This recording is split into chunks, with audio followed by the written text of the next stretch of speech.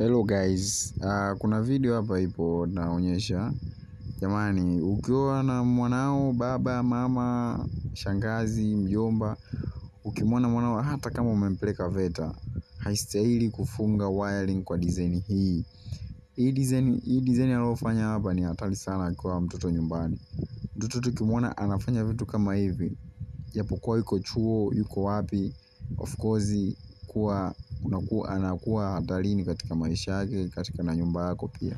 Angalia hii video, huyu jamaa katengeneza hapa wiring, ila hajakosea, kapatia. Ila sasa vifaa alivyotumia ni loko. Kuna kisu, kuna waya zingine hajafunga na pliers zipo, lakini kapatia kile alichokifanya.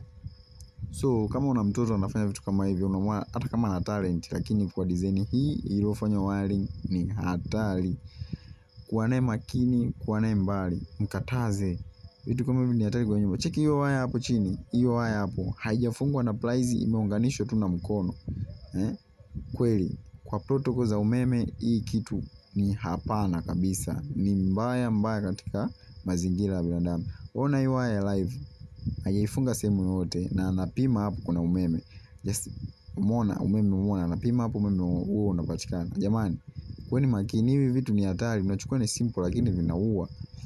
Kuweni makini na watoto wetu. Japokuwa tunawapeleka VETA, japokuwa tunawafundisha, tunawapa maadili mema na tunategemea tupate mafundo leo bora, lakini tuwe makini.